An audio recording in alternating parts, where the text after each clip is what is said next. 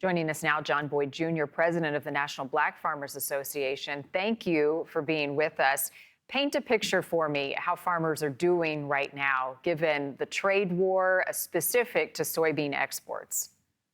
Well, sitting there listening, and we're at a crisis here in this country. America's farmers are.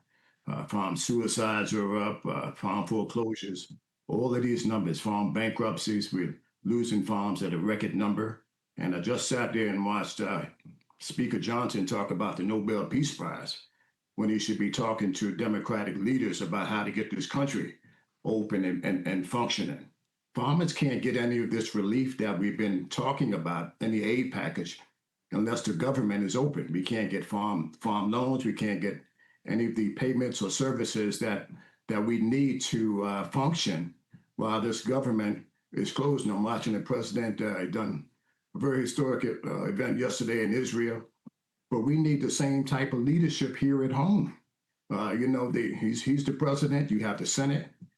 Is controlled by Republicans and the House, and our country remains closed, and we can't get the help that we need. And we've been out here a very, very long time. I know I have. When the president announced tariffs the first time during his first presidency, I was selling soybeans for $16.80 a bushel. And most of those soybeans went to China. And now, since he's announced these tariffs again, the market has plummeted. And the Argentinian president really has played President Trump on this, where $20 billion in relief is going to there and helping their farmers while we're sitting here losing our farms and don't have any markets. China hasn't bought any soybeans. I want to be very, very clear from America's farmers, the largest market. So here I have a record harvest, where I have soybeans waist high and I don't have a market to sell them here in this country. And you have to show some leadership at home is my message to this president and this Congress right now. John, I wonder if Argentina is sending its soybean crops to China, once this all works itself out, and who knows how far down the road that will be, is there concern that China might not go back to using U.S. farmers and their soybeans? Well, and I missed that. They are selling, Argentina is definitely selling soybeans to China. And that's why I said that President Trump really got played on this one. He says he's a great deal maker and put America first. But they're sitting here selling Argentina's soybeans to China while America's farmers are going under at record numbers. And when a farmer loses his farm, you just can't go back into business. You're talking about losing the generations of a skill set. I'm a fourth generation farmer, and I've been raising soybeans in this country for 42 years. You can't take all that experience away from a farmer and then say, oh, well, tomorrow, after this farmer loses his farm, we're going to come back and try to reinvest in these farmers.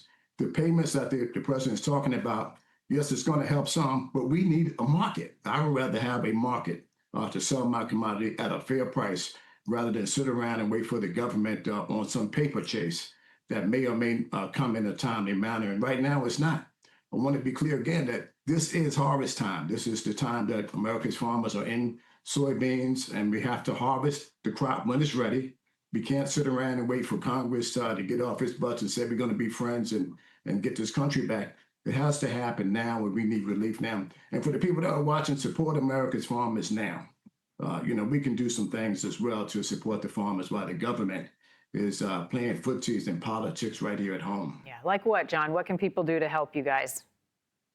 Well, they can go out to our website, blackfarmers.org, and we have a website there that they could help make a financial contribution and all of these things that they can do right now. We have an annual conference coming up in October 31st, where there are going to be thousands of farmers in Birmingham, Alabama, and hopefully the administration will send somebody out to tell these farmers what they're going to do to help them. And there hasn't been any dialogue between our organization and the Agriculture Secretary.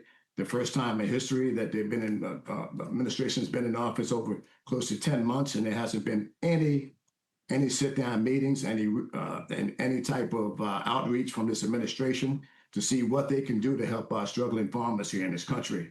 And I think that's something, that's just a given, people. We over here helping these other countries hand over fist, and you haven't had a sit-down meeting with the very, very people that are at effect here, which is America's farmers and people that look like me too. So I want to be very, very clear there. John Boyd Jr., thank you for helping us shine a spotlight on the plight of farmers right now across the country. I appreciate your time, sir, and I'm sorry for the reality that you all face right now. Thank you for having me. All right.